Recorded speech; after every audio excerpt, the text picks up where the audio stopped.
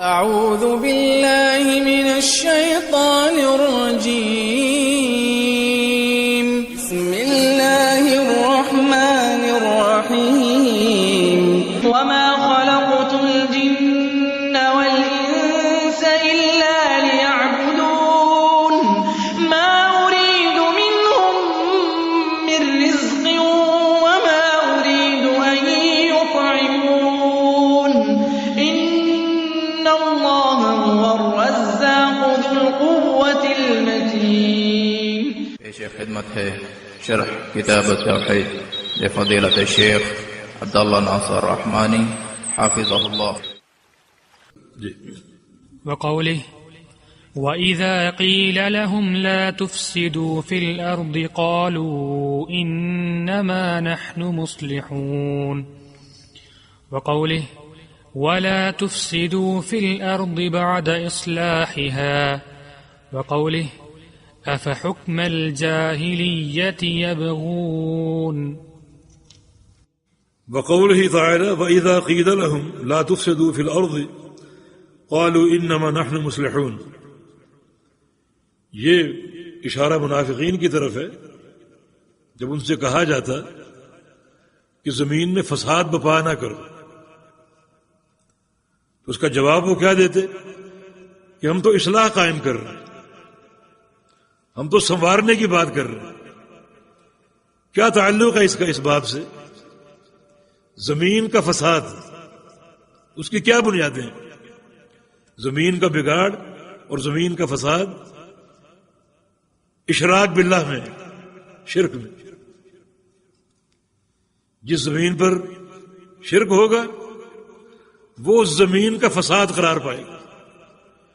اس سے بڑا کوئی فساد نہیں. اور جس زمین پر غیر اللہ کا قانون نافذ ہوگا وہ اس زمین کا فساد ہوگا. لا تفسدوا فی الارض کہ زمین میں فساد بپا نہ کرو، معنی شرک سے بعد آ جائے اور معنی غیر اللہ کی اطاعت سے بعد آ جائے، غیر اللہ کی تحکیم سے بعد آ جائے. یعنی فساد سے روکنا، شرک سے روکنا، فساد سے روکنا، غیر اللہ کی تحکیم سے روکنا. اللہ تعالیٰ کے حکم کو قبول کرو، اس کو اپناؤ. ان کا گھنونا کردار کیا تھا؟ نفاق. نفاق نفق سے، جس کے دو منہ ہوتے ہیں، ایک سے داخل ہوتے ہیں دوسرے سے باہر نکلتے ہیں. اور منافقین کا یہی شیوا تھا، یہ ان کی خصلت تھی، دو منہ والے.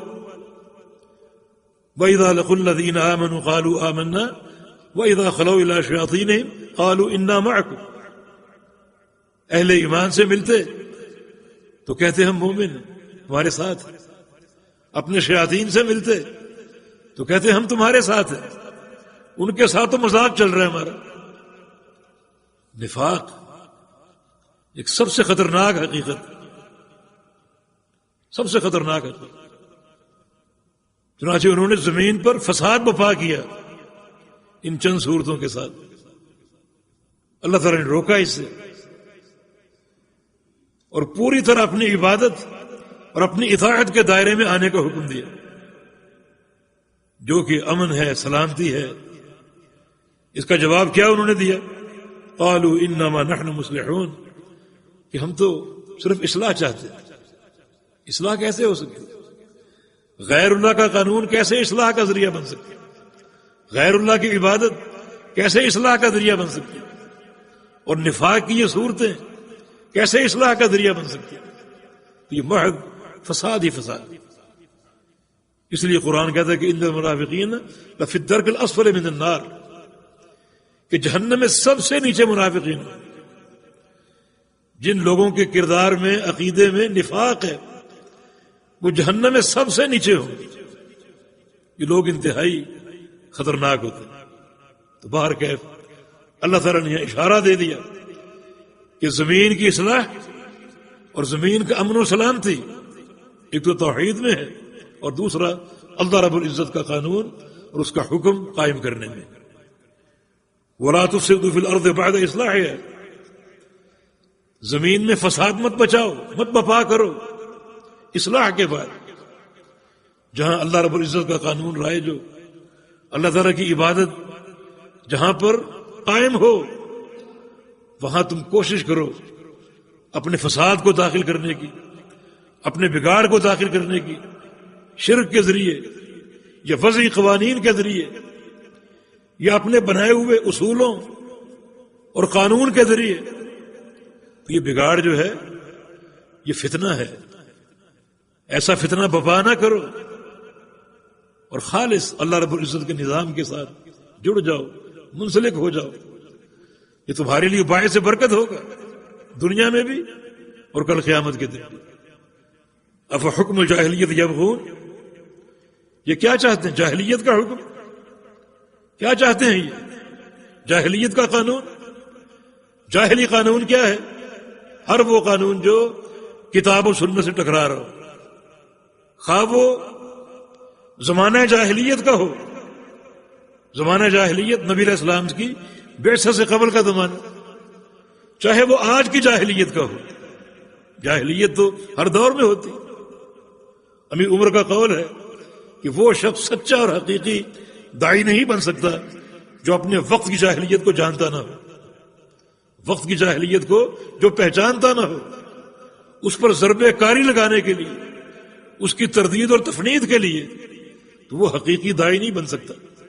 اس کا معنی جاہلیت ہر دور میں ہوتی، ہر دور میں ہوتی، اور جو لوگ جاہلیت کے حکم کے متلاشی ہیں ان کا یہ کردار خلاف عقیدہ ہے۔